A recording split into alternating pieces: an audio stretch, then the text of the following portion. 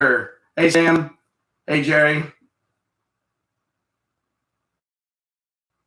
All right. You see both chat rooms, but just bear with me as I get this set up. Oh, there we go. All right. I'm not sure. My YouTube looking pretty good, and the Facebook Live is looking pretty good. All right. So far, everything looks like it's working pretty good. I hope everyone's having an awesome evening. Welcome to Paranormal Wavelengths. Post a few minutes ago, and I have so many thoughts rushing back and forth in my head right now, and it's just hard because I don't know. I haven't forgotten my daughter. It's been 24 years since she passed, but when you start thinking about what you're going to talk about, and it's like a floodgate open. A lot of memories that you forgot, maybe not forgot about, but kind of suppressed, start rushing in that. Let's see. Hold on. I did not see Tina. If you're hearing me, write it in the chat room. I can't look at my face. Oh, crap. Tina said my YouTube is lagging like crazy. So I figured this would happen. I'm gonna go with the Facebook Live. I'm gonna keep going. If it lags a little bit, hopefully it'll catch up here. Freaking internet service sucks and that's so bad here. I'm actually hardlined into my laptop, and it sucks still. But before I start talking about the story of, I'd like to put a message out here. A good friend of mine, Tim Yancey. He's a friend in the paranormal field, a good friend outside of it. We've been friends for a lot of years. He's got a major surgery tomorrow that he's going to have done. He needs a quadruple bypass. So I'm asking people that see this video, if you're friends with him on Facebook and his wife, Trish Yancey, Tim Yancey and Trish Yancey, if you're friends with them, please flood their Facebook pages with love, positive energy, positive thoughts, positive. They really need it right now. And hey, Terry. Hey, Doug. This Tim and Trish are just such awesome people. And I'm not just saying awesome people about the paranormal, just awesome people, just positive energy. And it's just sad because not too many years ago, Tim had open heart surgery, if I'm not mistaken, about 5 years, maybe more than that now. Hey, thanks, Heath. And it just was so sudden. He went to the hospital and he said he had chest pains and that. Please send as much positive energy toward his way. I'd really appreciate it. And he's just a really good friend. Keep going through stuff like this. And yeah, I remember Jerry's been in there, done that. That's not a cool thing that, hey, been there, done that. Quadruple bypass, not a good thing. But hey, we got a survivor in the room, Jerry, so we're good. So that gives us a percentage good percentage, Tim will pull through good. The reason I decided to tell the story of my daughter and why I started in the paranormal field, I don't know what's been going on, but this last week, I've got such an overwhelming flood of friend requests. I don't know why, but there's I bet you I've gotten almost 100 friend requests within a week. So I thought, you know what? A lot of these people I don't know. I know them through other people. And I thought, you know what? A lot of people don't know my story of why I started in the paranormal field. A lot of people you hear in the story, like my friend Tim Yancey, he grew up in a violent haunting, like my girlfriend Tina, and Some other people I know, they're gifted mediums or psychic mediums in that. So at a young age, they realized they had a gift. So it intrigued them to go farther in the paranormal field. As they got older, to and it intrigued them to want to know more. Some people, like when I did the Ouija board episode, people had a bad experience with a Ouija board, and that made them go into the paranormal. My thing is, after my daughter passed, it's been 24 years. I'll admit it wasn't right after she passed. It was a couple years, because the first couple years I was past the anger and the hate. I decided, I wanted answers, and that's when I decided to start looking. The answer to the question: can we communicate with the other side? But for my daughter's story, I was 24, and my ex-wife, she was 22, going to be turning 23. And you're young. I don't know if you're just naive or you think you're invincible because you're young, you can do anything. You don't think about that when you're pregnant with a child, that, oh my God, the baby might die. You don't hear a lot of stories like that. People tell the story. And because it never entered my mind that the situation that we were put into would happen ever. And it was really hard because we didn't know it was going to happen. When this 24 years ago, we were on Medicaid, ultrasounds during pregnancy, unless the doctor feels there's some of the valves, they're formed upside down, so they don't work properly.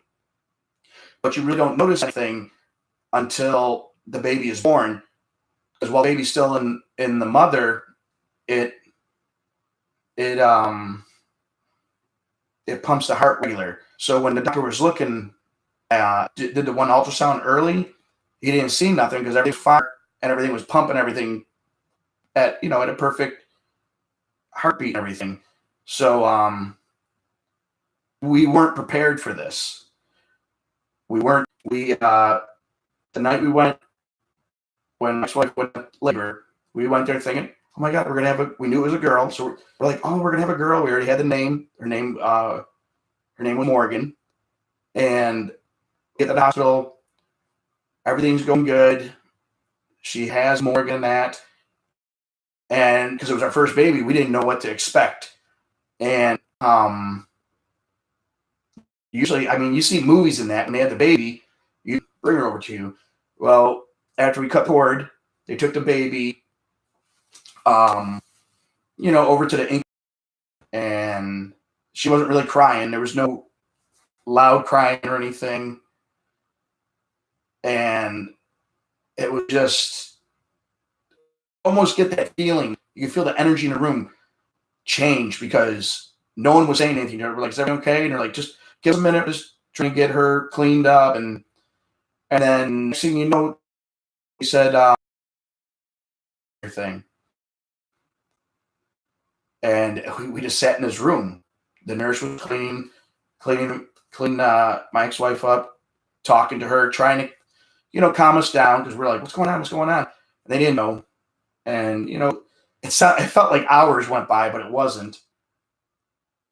Time went by, and then the doctor came in and said, there's a problem.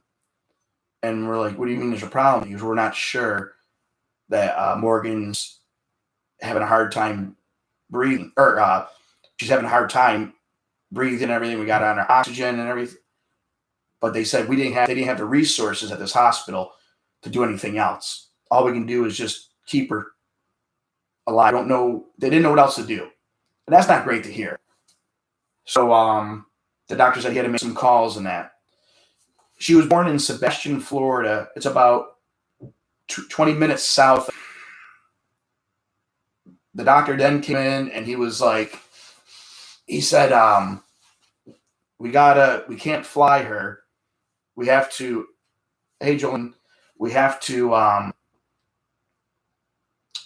ship, not, I don't want to say ship, but we had a transporter by ambulance. But we had to go to the middle of the state, Orlando, to Arnold Palmer, but they have a big ward for children. So we're like, okay. And he goes, we've already, the ambulance, they go, we need your permission. We signed a paper, and they left. They took her right away. So we still haven't really seen her. And they're like, tomorrow morning you get over to the hospital. And we're like, no, we want to go now. And the doctor's like, well, I don't know. Women have babies. Sometimes you keep bleeding in that. So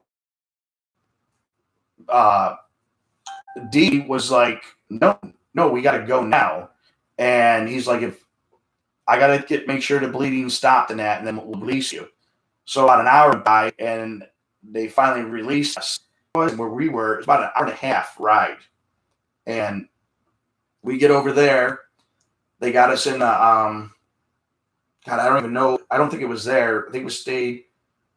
I'm not sure if it was next hospital where we stayed at a Ronald McDonald House. We get over there. The next day comes, we got some doctors that they've got like German and foreign accents, and they're all telling us, showing us diagrams and this, and that's when we found out it was Epstein's anomaly and what was going on and how serious. We asked what could they do, and they're like, as of right now, they're just looking at all the options of what they could do, open heart surgery. But she was only, by then, she was only a day and a half old. So they were looking at different options. So we were there about a day and a half at Arnold Palmer. And then they came to us and said, listen, they could do open heart surgery and try and put stents in. Because what happened with one side of her heart not developing, the other side of the heart expanded. So the heart took up almost her whole chest cavity. And what happened was her lungs didn't develop because there was no room for them to develop. And that was a problem too. She couldn't really breathe on her own. They had to keep her on oxygen and that. So what they were hoping was they were going to take stents, and because the one side was so big, they were going to try and loop it around and just use the one side of the heart to keep her alive longer. And it's just so weird talking like this because I haven't talked out loud about this in so long.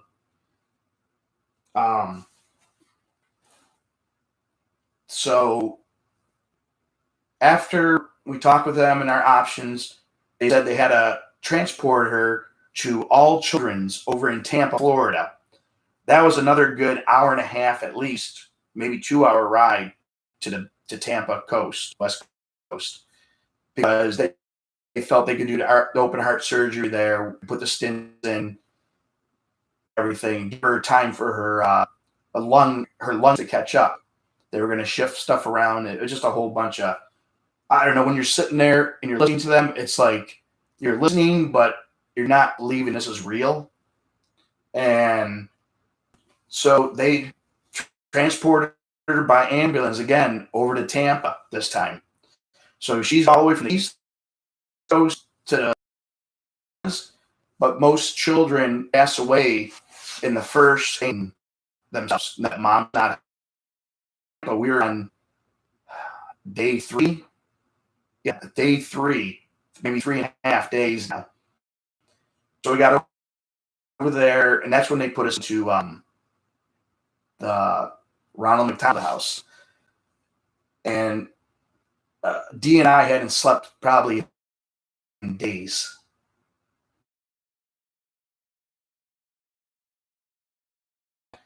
And it was the most saddest image I've ever seen in my life. We walked in, when we got to the hospital, All Children's in Tampa, they said, we can go see more. You can go see Morgan. So we go there to see her, thinking she's going to be in a room by herself. No, it was crazy. It was just huge, like open board. And there's just all these kids lined up there, babies with different problems and that, with machines. And it was just so saddening that there was just many children with things going on. like I said earlier, when you're 24 and when you're 24 and 22 having a baby, you don't think about stuff like this. It doesn't compute. It just catches you off guard when you're not prepared and young. You think you're invincible. So we go and see Morgan, and we were allowed to stay by her bedside. But we gave her little like a little what was it called? The things you put in your ear. Oh my god, I can't even think of it. The whatever ear swabs or whatever they're called. Her lips because they were drying out, but she was on all these machines. And it was just so sad, and they finally made us leave because they had to wait till she got a little bit stronger to do the open heart surgery that put the stents in. So they couldn't do it right away. We'd wait. So they told us we had to go back to the Ronald McDonald House and get some sleep. Of course, what happens? You think when the phone rings, you're like, "Oh my God, she passed." No, it was as a family member trying to find out what was going on in that, and it's like that's the scariest thing. Hearing that phone ring, because even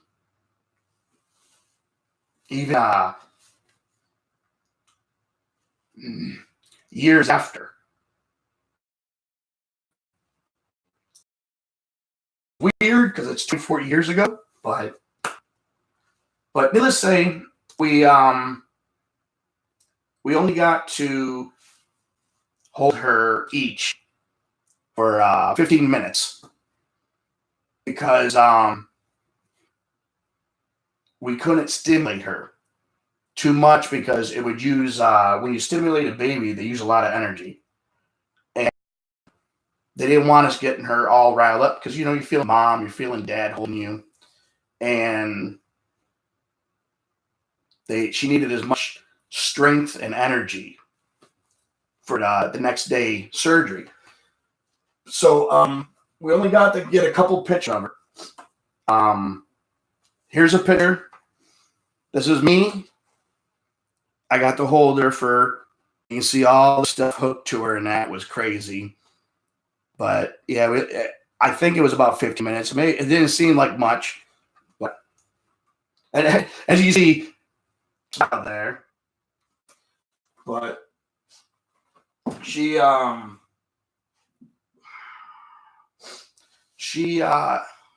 made it through surgery. She lived made it through surgery. They said she passed away, I think it was 5 times because they had her chest open. Because we said, how do we know if she's made it? And they said, where her recovery room was, the doors open and closed right there where her little section was. And they said, when you see the balloons there, that means she's made it through coming. And anybody that knows me, I'm like the most positive person. I just had this feeling. I know she's gonna make it. And we're in the waiting room, and I'm pacing the hall, and I look down, and the door's open. And I see her balloons there, and I'm like, "Holy crap! Yes, she's made it!" And they called us a few minutes later and said she made it through surgery, and that's when they told us that she had died on the table 5 times, but they were able to bring her back. So we go in there, and she's there, and she got all the equipment on her, and the doctor explained, she's made through this, but she's not through that. She's not through. And they because when they work on the heart and that, the heart was gonna swell. Kind of like when you get hurt, there's a good chance that she might be a vegetable, not have any brain waves going on that. But anybody that knows what I do for a living, I've been doing it for 8 years now, and my my ex-wife Dee, she does it too. We work with special needs adults. And so it was okay. We were ready for, even if we had to take care of her, we want her with us. And then the doctor was saying it was very slim chance she was going to pull through tonight. He said he never seen anything like this. At the time, I don't know if things have changed for 24 years now, born with Epstein's anomaly. At the time, she lived for 6 full days. And like I said earlier, most kids that had Epstein's anomaly, they passed within an hour or so after being born. And she held on for about another hour after surgery, and then I don't know. She was fighting.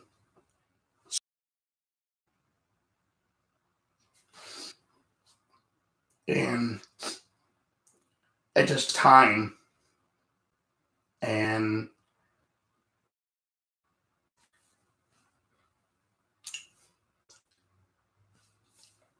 I told her it was okay to go.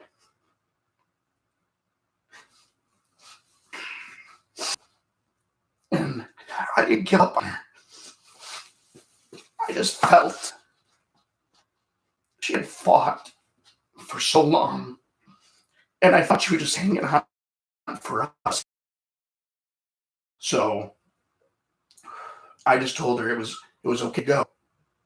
And she then she passed. Then, like, just a few minutes later, and they said Facebook is good. I'm glad it. Some people said Facebook locked up. I'm not sure if it did or not.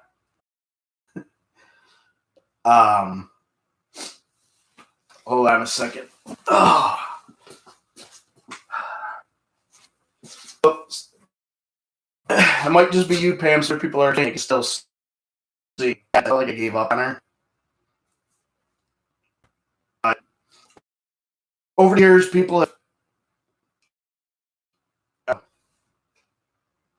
So it was just very hard to do it. But I don't know, it felt right to do it at that time. Something told me to whisper, just it was okay to leave. And some of the story I have, their daughter was 10 or 11. She was even a little bit younger. And she had been battling cancer since she was born. And their daughter, it took a turn for the bad. She was on life right there. That Morgan had. They went to her doctor and they said they asked them to pull the plug. Not pull the plug, but shut the machines off to see if she could survive. And sometimes was that Morgan's journey to make it all the way from the East Coast to the West Coast to help these people let go of their daughter they've been holding on to and been having years of suffering with their daughter in pain. Was Morgan there to release her? I don't know. I feel it now more. When it first happened, I didn't care. I was just angry with everything. I was here 6 days, but she was supposed to make it over there to help this family that was holding on to their daughter that had been suffering for years with cancer to let her go. Hey, Marty. So as I look at it like that, I'm like, it makes you feel a little bit more warm inside that there was maybe that was a reason. But I know I'll never know the true reason until I meet her again on the other side. But I think back at that was, maybe it was the reason that she was there to help this family let go of their daughter. And like I said earlier, after I got past the anger the colors of anger, hate, and everything, I started looking for answers if we could communicate with the other side, and I think we can. Now, don't get me wrong. I over the years, I have some awesome friends that, but I've had some awesome friends that are psychic mediums over the years. Hey, Michelle, and they've given me just beautiful about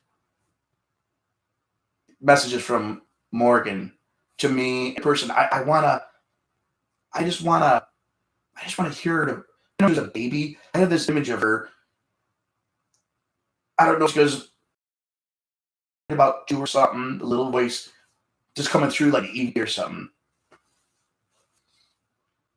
Just telling me it was okay what I did. But so far, I haven't had the guts to actually talk about her. I've never recorded or anything out to her graveyard, her plot. But I don't believe that she's there. I believe she's always everywhere. But as the years pass in the paranormal field, I've been meeting people, psychic, just awesome people in the paranormal field, looking for answers. And as the years keep passing, I just kept looking for answers. And the weird thing is, thank you, Terry. Thank you, Brian, too, for the message. The weird thing is, I think it was about 3 years ago, I was at an event called Air Unity. And I was speaking there and listening to this other guy before was talking. And he's talking about there's no coincidence. And I was listening to him, and the way he was talking, it started clearing my head. Maybe all these years, I've been searching. I thought my goal was I had to search for the answer and see if I can communicate with their side and, get that EVP of her talking to me and that. And then I realized maybe that wasn't my path, the paranormal field. It was part of it, but that wasn't my main goal. That wasn't the main thing I was supposed to be doing. I've met so many awesome people and different people over the years. I think that my reason I got to the paranormal, the main reason, comforting words. People would tell me their story of their loved one that passed, and that's why they got into the paranormal too. And I started realizing, hey, Andrea, I started realizing the same Bob now, because I was just a bitter. I admit it. I'll admit I was just a dick about things. I was not nice. I didn't care about anything, and it was just not a good time. But all these years in the paranormal field, meeting these awesome people like Tim Yancey, I asked everyone, giving me ideas how to look at things differently. And I realized all these years, it hasn't been about getting that answer. It was about healing. And then one of my friends said, do you ever think maybe you help people too? And I'm like, well, how do I help people? And he says, well, you tell your story. You talk about your daughter. You can tell much this. And you went through and why in the paranormal, And I never thought about that because I do know a lot of different things I spoke. Like, you never really opened up about this. I love you too, Pam. And I thought, I never thought about that. So anybody knows me, I always try and look at the positive. When negative things happen in my life, I always figure things balance out. It's not like something's attacking me and it's like, woe's me. I always think to myself, you know what? Yeah, this situation may be happening, but there's people worse off than me. I honestly, I don't know how to put it where it doesn't sound rude or bad, but I actually feel sorry for people that lose their kids. Morgan, she lived for 6 days. It still bothers me today, 24 years later. But I see, because we've had some people, I did have, my wife and I I did have 4 more kids. So we were blessed to have 4 healthy kids after her with no no problems or anything. So I am thankful that I have 4 healthy kids. I love them more than anything. I would do anything in the world for them, give up anything, just if they need help. But it's just, I've seen people lose kids that were 15, 16, 10 years old to cancer, different things. And I just like, I feel more sorry for them because it's got to be so much harder. You have years and years of memories and doing things here and there. And I'm not trying to put what I went through like below it, but I feel sorry for them because, hey George, I don't know. Just my mind's in a million ways right now because I haven't spoken out loud about this in a long time, and it kind of I told my I told Tina I should be good, blah, blah, blah. And then once I start doing it, it's like a floodgate opens. Numbers start popping in, and let's say, and so far I think we can communicate with the other side. I've gotten very intelligent answering questions back to me or other investigators I've been with. I just have to, as I had to get the guts, I guess, to ask the questions for answer that I was wrong for telling her it was okay to go. It's just one thing I usually tell people this, but my good friend Rich Valdez, a few years back, taught her, and she's kind of out off anything with God and all that. And my friend Rich was asking me, he goes, "Do you believe in God? Or do you just not want anything to do with him in that?" I don't believe in God. I'm not bitter anymore. I'm not angry. I don't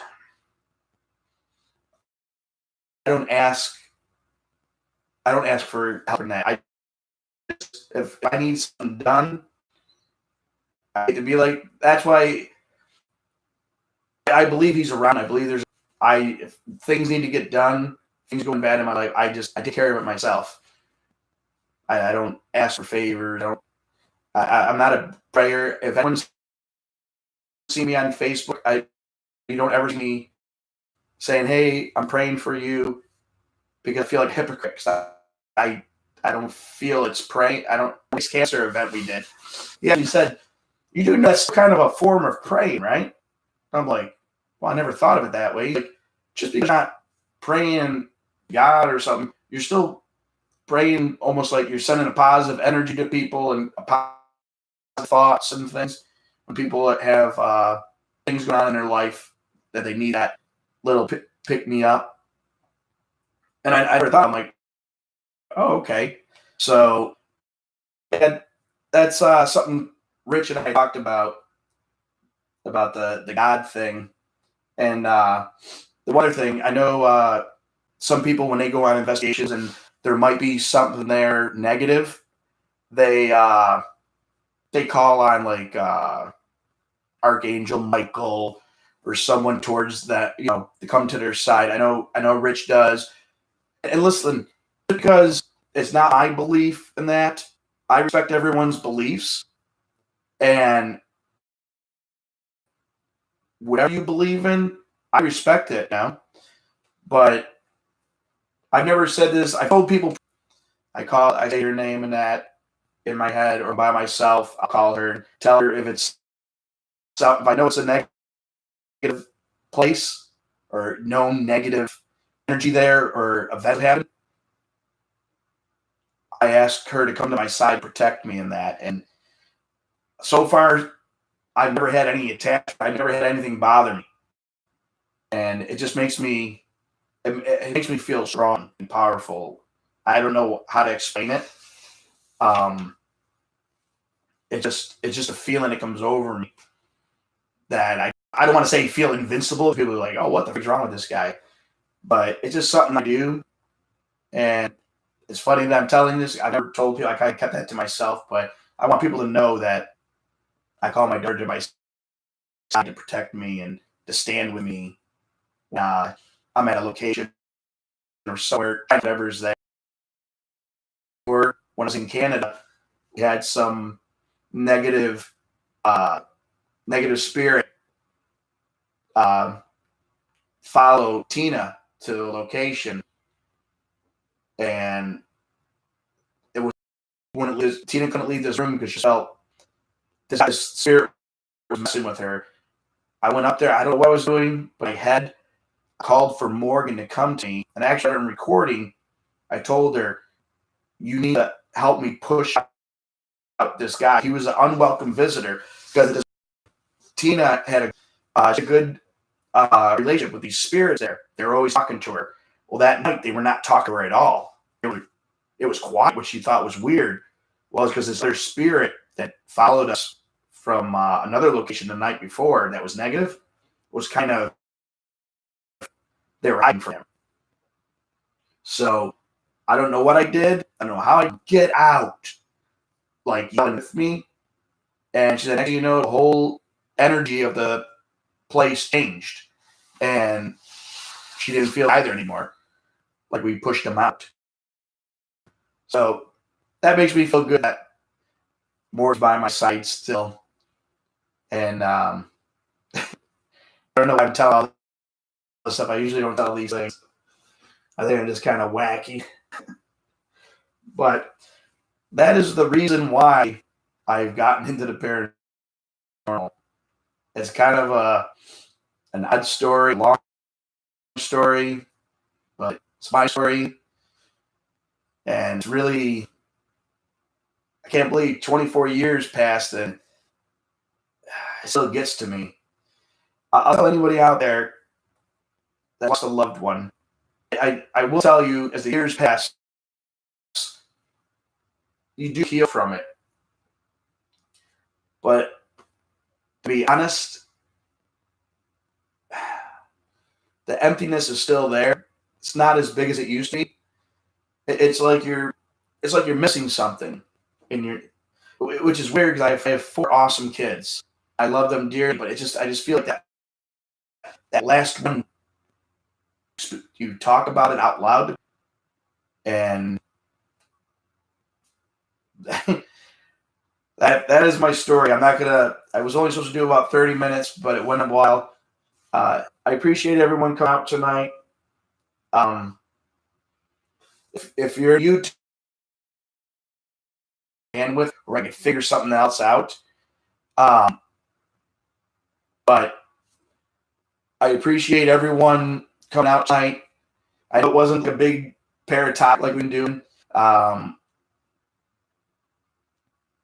It was just something. It was weird. It was a last minute thing.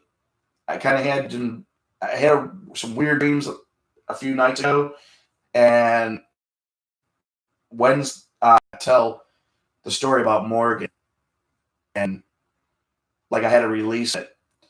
I think part of it was Terry that was in a room. She cemetery my daughter was, and the funeral was in the same, not the same exact building, but it was the same format and all that. And I don't know if that's what triggered being back there. I don't like going to funerals. I think that may be what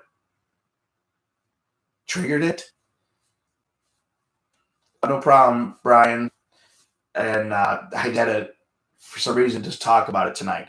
So I appreciate everyone coming out tonight, checking it out. If you haven't checked my YouTube out, please go over there, check it out, subscribe, and hit the little bell over there, because then you'll get notifications when I do any more live streams. And I got a bunch of stuff. I was in a new video program here, editing program. I got a bunch of cool locations. And here's the thing, the more people subscribe, I need to get to 1,000 subscribers. And I'm getting the minutes like crazy. People are looking at stuff, which is cool. But I need 1,000 subscribers. So if you guys can help me, put the word out. Because I'm not looking to make $1 million. You want these guys that, the biggest thing about paranormal wavelengths, the idea is I wanted to be like the guy from Dirty Jobs. I wanted to be the guy that goes around meeting everybody and showcasing, hey, this is this team here at this location. Just let people do their thing. That's my idea. So if you could, pass the word around. Go check out Paranormal Wavelengths on YouTube and that. And thanks for coming out tonight. You guys all have an awesome weekend. Have an awesome Easter. Easter Sunday is this Sunday. It's crazy. So you guys all have awesome. Enjoy the families flowing. And I will be talking to you guys down the road. Bye. Woo! All right, now I got to try and we're going to finish. Oh, okay. YouTube Live still going. Let me go turn that on. See you guys later.